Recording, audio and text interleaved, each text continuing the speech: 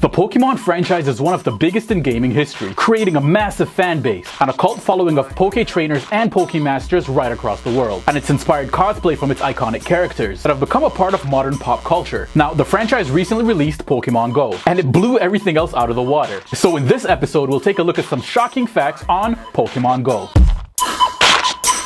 Alright, so before I jump right into things, I want to know from you guys. Have any of you guys watching this video right now downloaded the Pokemon Go gaming app? And if you have, what do you think about the game? Go ahead and leave your comments in the comment section below. Also, using that same comment section, let me know who or what you'd like me to find some interesting facts about next. Alright, so let's get right into it. Some interesting facts on Pokemon Go. Pokemon was originally conceived around 1990, but the first games, Pokemon Blue and Pokemon Red, were released in 1996. The word Pokemon is a combination of pocket monsters, and over the past 20 years, Nintendo has sold over 277 million Pokemon games to date, and over 21.5 billion trading cards in 10 languages. Pokemon also has 17 feature films in its catalog. Pokemon Go was released on July 6, 2016, and on the next day, it was on more Android phones in the United States than the dating app Tinder, and this is according to SimilarWeb. A day later, a whopping 5.16% of all Android devices in the United States were playing Pokemon Go. In its first week of release, Pokemon Go was downloaded over 15 million times. It also set a new record by generating $200 million in revenue in its first month, which is said to be 7 times more than Candy Crush did in its first month. Rumor has it that the game was inspired by a 2004 Google April Fool's joke in which a job ad was placed for a Pokemon Master and asked players to explore the map catching Pokemon. It's said that it sparked a huge interest in the viability of the concept, and it developed into what it is that we're seeing today. Pokemon Go was developed by Niantic and was pieced together from the inner workings of another game that they developed called Ingress. The gameplay concept was similar, where the developer used GPS tracking and real-world display. What is now Pokestops and gyms for Ingress were portals.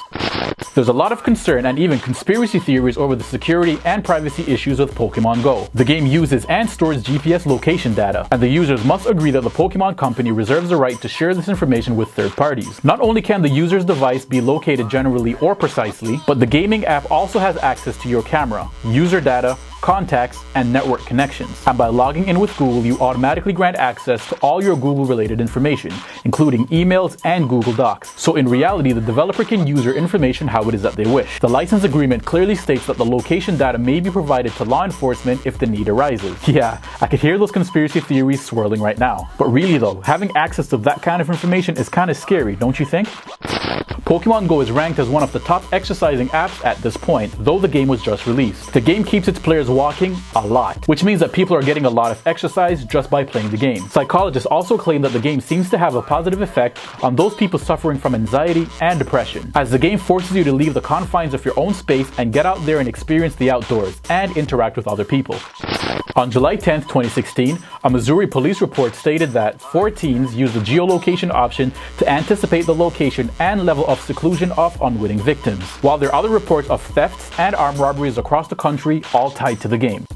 Pokemon Go uses the metric system for measuring distance, so it's believed that the game will finally teach Americans the metric system. According to SimilarWeb, it said that a whopping 62% of Android users in the United States alone are currently playing Pokemon Go every single day. It's also said that from players using the app, it could generate about $3 billion for Apple. Now, there's several eerie stories from people about what they discovered along their Poke journey, like this story, where on July 8, 2016, near a Wyoming river, 19-year-old Shayla Wiggins discovered a body floating in the water. Now, how's that for trying to catch them all?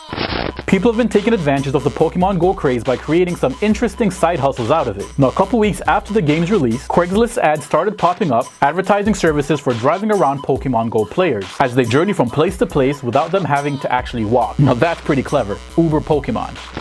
Number 13. Now, apparently the game is good and bad for business, depending on which side of the coin you are. And the reason being is that many businesses and establishments are actually Pokestops or Poke gyms, where players can collect a variety of items or train at the virtual gym. This being the case, many businesses, particularly restaurants, will see an influx of people at their establishments, but they're not actually buying anything. This caused many restaurants to post signs to say that if you want to enter their establishment, you must be buying something, while others have taken the opportunity to increase business by rewarding the people that use their spot with discounts and other creative incentives.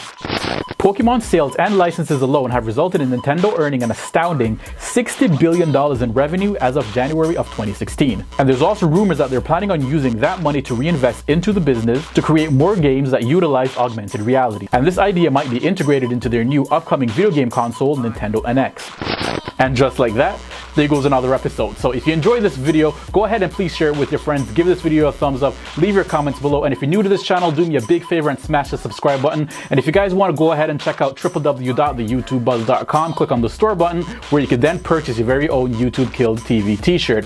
Also, if you guys want to follow me on social media, I'm available on Facebook, Twitter, Tumblr, and Google+. And I'm also on Instagram. And that's pretty much it. This video is a wrap. I'll catch you guys in the next episode.